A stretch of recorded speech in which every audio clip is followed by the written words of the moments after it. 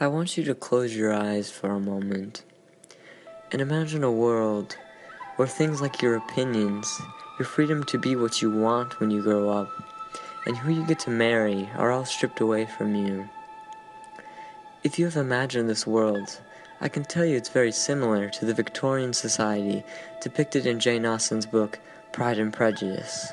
But what if I told you that many of these things still exist today? I'm Nathan Gerard, and about 1 month ago, February 15th to be exact, I was put on an unexpected mission. A mission to look at a book of literary merit through the feminist gender perspective. At the beginning of my quest, I found myself asking questions that many of you have probably found yourselves asking. What's a book of literary merit? Or more importantly, what's a feminist gender perspective?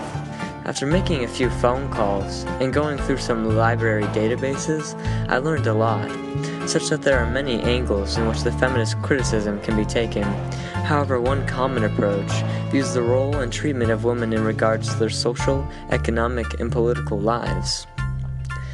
Turning this gaze on Jane Austen's book, Pride and Prejudice, I was able to recognize an over-sweeping theme where Austen is engaging a problem of rationale female subjectivity under Victorian social conditions, particularly in marriage.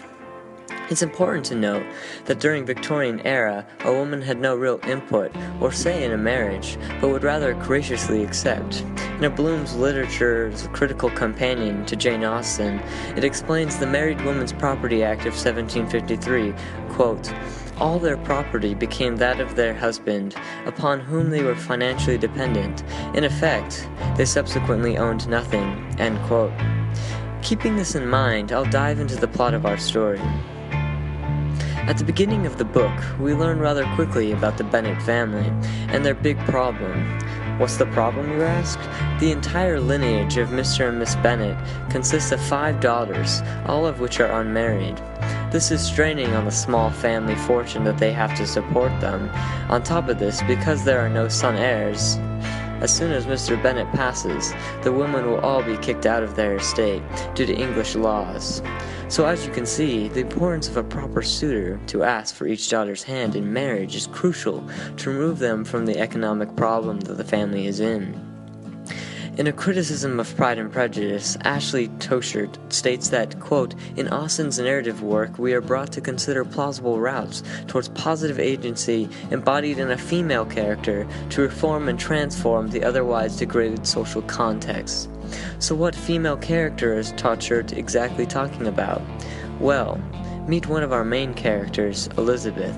She prides herself on being a good observer, and observed that marriage can also be a one-way ticket to unhappiness. Some examples of this is Elizabeth's best friend, Charlotte, marries Mr. Collins in the sole purpose and desire to have an establishment of her own.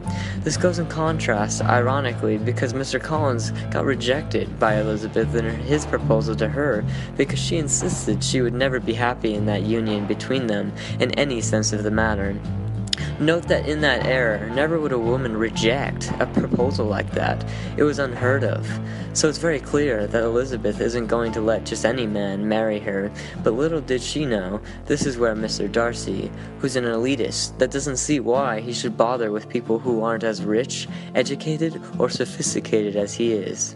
Although it takes Mr. Darcy 2 attempts at getting Elizabeth to say yes, it is through this relationship that we see both of them struggle to see each other's position until they both recognize they want that freedom while holding on to their individual autonomy.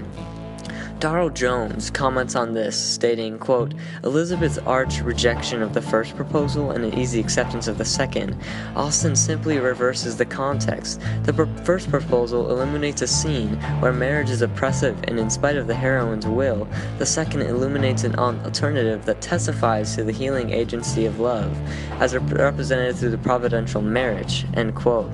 In conclusion, Elizabeth fought against getting locked into an oppressive, unhappy marriage in a society that viewed female opinion as far from acceptable. But we can learn from that and recognize that every step in an individual's fight to gain their equal and fair identity in this world is one step to change the world views. It takes the small changes, after all, to alter the big picture.